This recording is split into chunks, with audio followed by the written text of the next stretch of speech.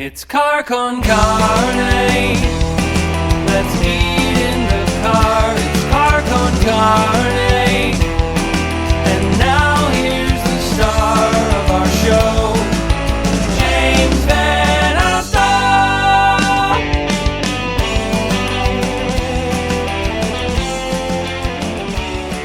This right here is Car Con Carne, a Q101 podcast. I'm James Van Alstyne, and Car Con Carne is sponsored by Easy Automation. Easy-automation.net. Transform your living space with cutting-edge home automation. Experience seamless control over audio, video, lighting, climate, security, everything. Embrace the future of smart living. It's your home, your rules. Get a quote by visiting easy-automation.net or give my guy Dan a call. Dan can be reached directly at 630-730-3728. Maybe text him if you feel weird about calling a stranger directly, but you shouldn't, because Dan wants to help you with Easy Automation, easy-automation.net.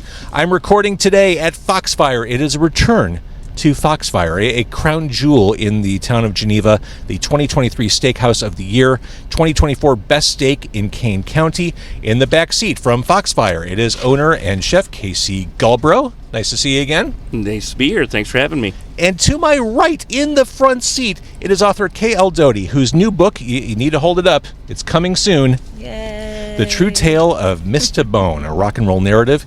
It is Jack Russell's life story, Jack Russell of Great White. We're going to talk about the book. We're going to talk about rock and roll. We're going to talk about food. In fact, we're going to start with food because we are right outside Foxfire. It is an award-winning restaurant. Are you hungry? I'm starving. Perfect. We're here on what has to be the hottest day of summer so far. Yeah.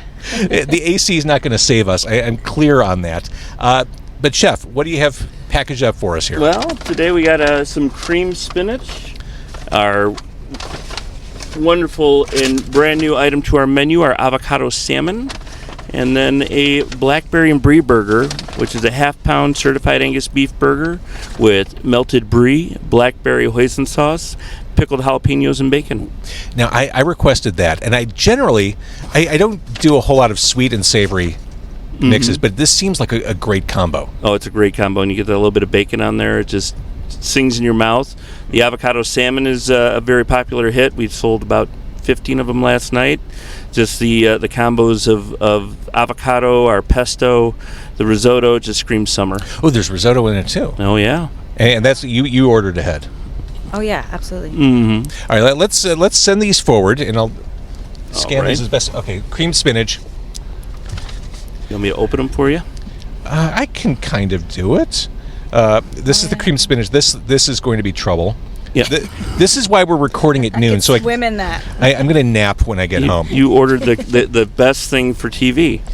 I did. Oh, look at this. All right, hang on. Ooh, is that a pretzel bun? That is a pretzel bun. Yeah.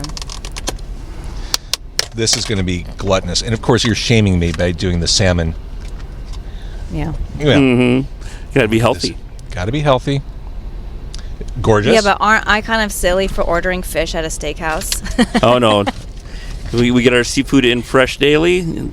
Wonderful salmon. Okay. look at the bed of risotto. Oh, that looks magnificent. Ooh, alrighty. So the pesto is on top of the salmon, and the salmon is on top of the risotto. Okay. That looks gorgeous. Can I get a quick shot of that? Nice layers. It's got a lot of flavor. What if I just dropped it? Worst things have happened in this car. Oh, look at that. I mean, Oh my for goodness. something that we're doing Ooh. carry out, which isn't really... There we go. That's super fresh, man. That's It hot. is. Presentation for a carry out order, top notch. Well, Yeah. thank you. All right, so we're going to eat and talk. Are you going to stick Sure. around for a couple minutes, Chef? Yeah. Catch us up with Foxfire. Well, I can, or I can. I just noticed that our silverware is coming. If you look in your rearview mirror, they did not put it in the bag. Okay, So I do you go apologize. take care of Remember that. it, though. Before we cut you loose, one, thank you for the hospitality. Can't wait to dig in.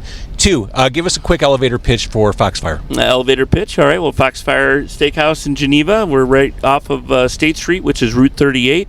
Open for lunch and dinner Monday through Saturday. Open for dinner on Sunday. Live entertainment on the weekends.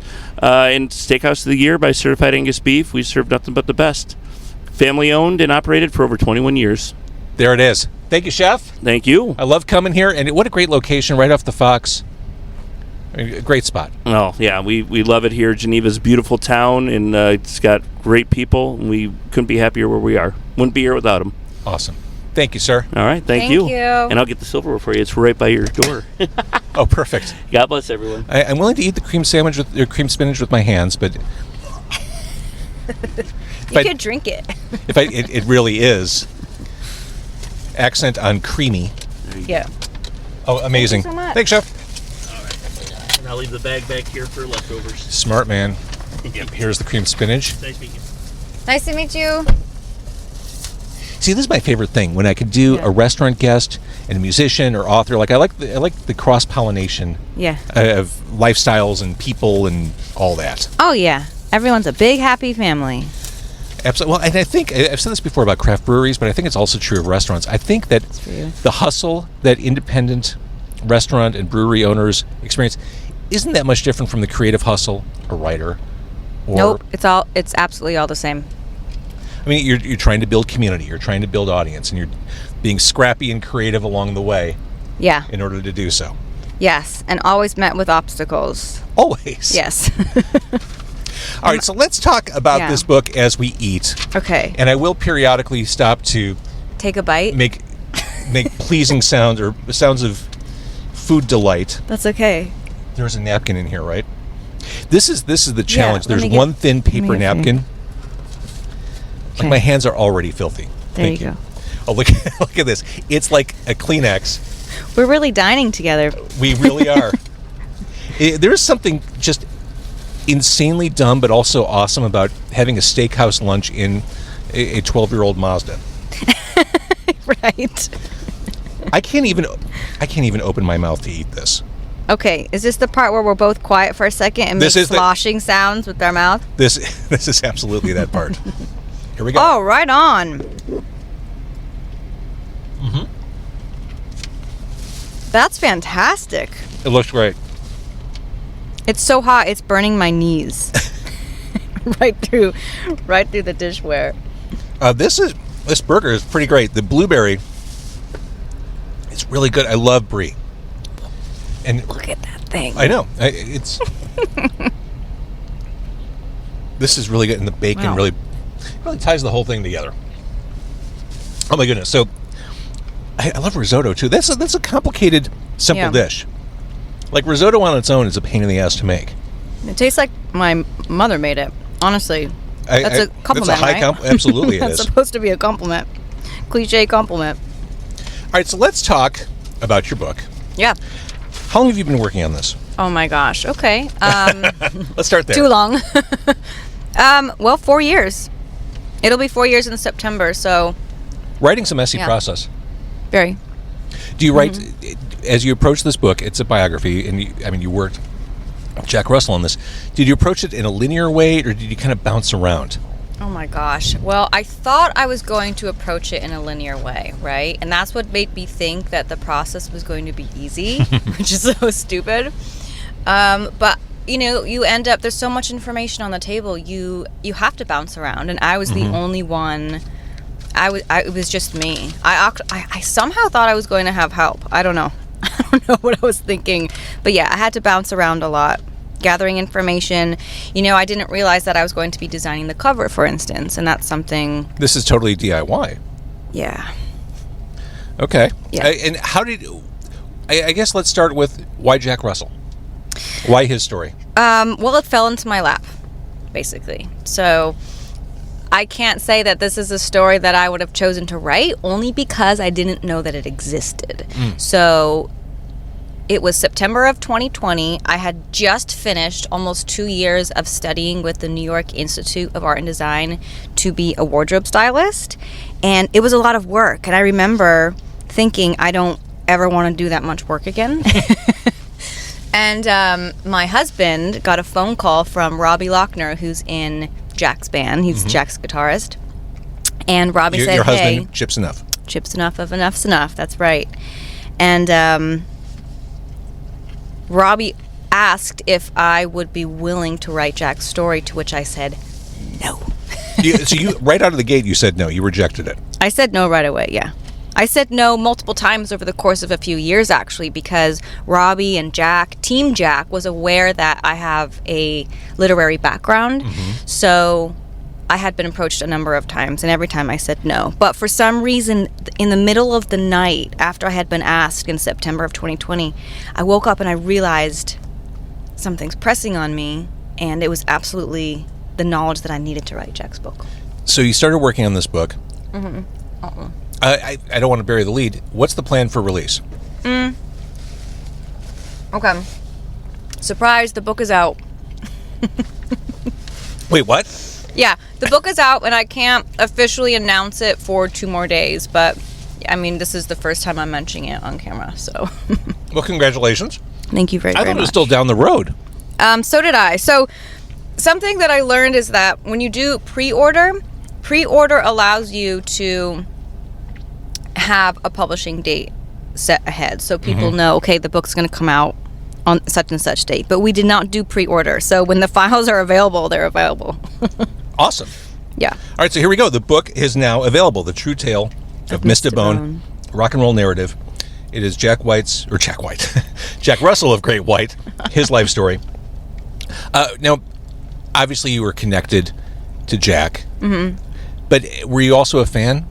I mean, I remember the Once Bitten and Twice Shy albums in the 80s, like big records, big impact. Oh, yeah, of course I was a fan. Oh, my gosh. I toured with Jack, actually. I toured with Jack back in 2016, 2017. So I got pretty familiar with his catalog then. But, you know, I was a kid when the fire happened. Okay. I was a child. Obviously, you cover that in the book. I do cover that in the book, yes. I don't want to cover it here. Yeah. It's covered in the book. But the station in Rhode Island, horrible, cataclysmic night. Yeah. If you're telling the story, you can't, as a journalist, you can't ignore that one. Yeah, and I will make a note that it's very important that people understand that this book is not about the fire. This is about Jack beyond all of that, because unfortunately that event made people think so poorly of him, even though he was not at fault for it. So this is him getting to tell people, hey, this is who I am. This is who you didn't know I was. Well, and what did you learn? What did you learn about him? Who is he? Okay, Jack has a great sense of humor. And if you don't get it, you're not funny. I think you have to have a good sense of humor to have a life in rock and roll. That's a really good point, yeah.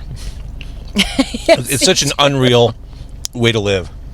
Oh, yeah, like the time I got into a little screaming match with Motley Crue's tour manager backstage 2 years ago, but that's another story for another time. Okay, Gotta laugh it off. I would like to get to that at some point, if not today.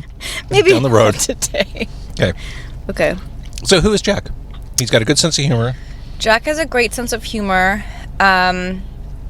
He's a very sweet man. And, you know, I interviewed quite a few people for this book, and they all said Which in the itself same is a thing. ton of work.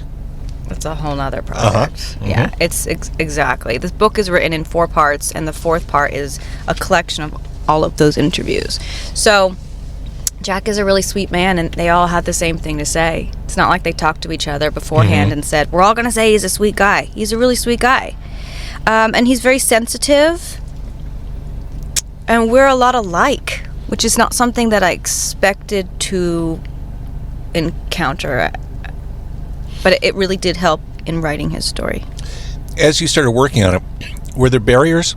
Like, did it take a while to break him down, or did he give you everything out of the gate? You know, I hear Chip do interviews all of the time. I hear my husband do interviews all the time, and he tends to give the same response over and over. So I'm very used to hearing journalists ask a question and then, oh, I know what's coming. Yeah. So I think for Jack, it was kind of the same thing. So I would ask a question, and it sounded very much like he's answered this before. So. All right, so my phone just overheated, but now we're back. We're back. We're rolling. It's hot out. It's 90 degrees. I know. Why am I wearing a scarf?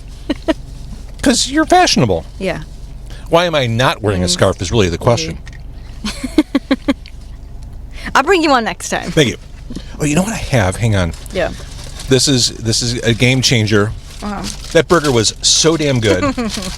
I have wipes if you need them. Although you've got a fork, you're in better shape than me with the blueberry and Brie, like literally the most disgusting thing to eat on, most delicious thing to eat, most disgusting thing to eat on camera. I give you props though. I got over worrying about that stuff years ago. Like it's going to be what it's going to be. It's fine. All right, back to The True Tale of Mista Bone, a rock and roll narrative, Jack Russell's life story. It is available now. Where is it available? Yeah. Amazon, Barnes & Noble, wherever books are sold, but main site is gatekeeperpress.com, and then that's the publisher. Fantastic. Okay, back to the Great White story that you cover. Tell me about the Great White trajectory, because pop culture shifted after those two big records I mentioned in the 80s, and artists like Great White maybe lost their moment in the spotlight. Right. Is that something addressed in the book? It is, and that would be due to grunge. Yep. Yeah. I mean, there was a seismic pop culture shift. Yeah, that's well said. So how did Jack Russell respond to that? As we'll learn in the book. Let's go to chapter... No, I'm just kidding. How did Jack Russell respond to that? You know, he always says that that's all that he had for his life was to play music, so he had to make it work. He says very specifically that he made sure he had nothing to fall back on, so that he had to make it work. So even though... That's a perilous position to take. But I get it. Yes, right. Walking the edge, but that's something he and I have in common too. So I completely understand that. If you're going to do something, go all in. Exactly. The book is out now. Yeah. You've been touring with bands since you were a kid. Yeah. I mean, you've surrounded yourself with rock and roll since a young age. So you've seen a lot. I have. Did you just grow up fascinated by the industry? You know, my family is connected to the industry, so I had that going for me. Okay. My grandmother would host these incredible parties, and she always had people of note there. I remember a security guard for Def Leppard was there. And I remember, I don't know, maybe I was like 8 or 9, and I remember going through his address book. His physical handwritten address book, as one would have back then. Yeah. And were you just freaking out seeing like names that you only knew from the record store? No, I mean, I didn't necessarily know who I was looking at. I just knew that he knew people, so I was curious. But he had James Gandolfini, Ted Mason of Modern English, her best friend, Pam Dauber from Mork and Mindy. Thank you. Yeah. Amazing. So I was around that sort of Hollywood rock and roll life at a very young age, and I just knew that I needed to be a part of it. Times were different then, so times were different just 15 years ago. They were different 10 years ago. So I would lie and say that I was covering a story for a certain magazine when I absolutely was not. I would still write the story and pitch it to the magazine, so I wasn't fully lying. But you were able to, I mean, they would put you on the list. Management would put you on the list.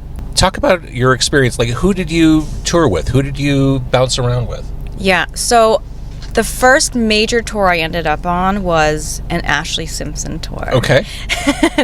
and it was like my first major tour bus that I was ever on. And I just remember, I don't even remember how I ended up on the road. I just did. And I remember having to go buy clothes the next day at like the local dollar store. All right. So The True Tale of Mista Bone, a rock and roll narrative, Jack Russell's life story. It is available now. Can we get a shot of that book again? The one I just spilled water all over? Yes. Could be worse. There we go. Yeehaw, real thing, 1.8 pounds.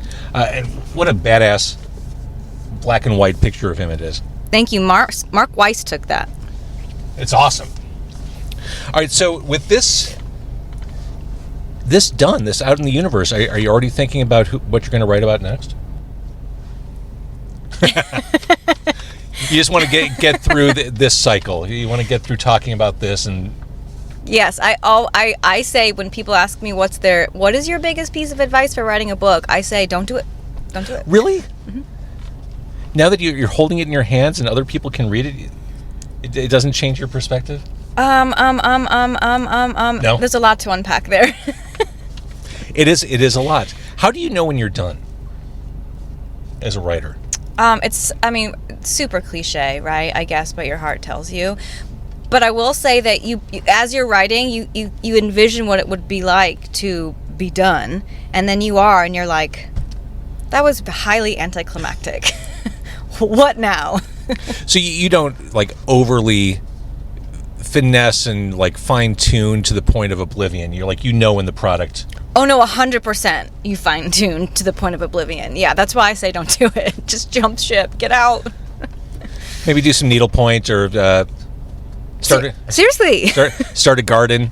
Yes. Actually, that's what I'm doing now. I'm gardening because it's something so minute and mundane in a way that it's just not something I ever had time to do. Well, it's fulfilling. Like you see the results of your labor. Yeah. Yeah. All right. kldoty.com is your website. Jack Russell book is where we can find this and read it. Congratulations on getting to the finish line. Thank you. I know it's a messy process, but you did it. The book is out. The story of Jack Russell. If you think you know, just from the headlines, you don't. And that's why you should read this book. Yeah. I also want to thank, how about that food? Really good. Really good. We are here at FoxFire in Geneva. Thanks again to Chef Gulbro for putting together delicious food. My burger was so good, admittedly not the most perfect thing to eat on camera. You did it. But I did, you just got to muscle through. Like, yeah. I've lost my shame muscle a long time ago, so. And I have an extra napkin I could have given you this whole time. Damn it. All right. So nice to meet you. Good luck with the book. And can't wait to see what you do next. Thank you.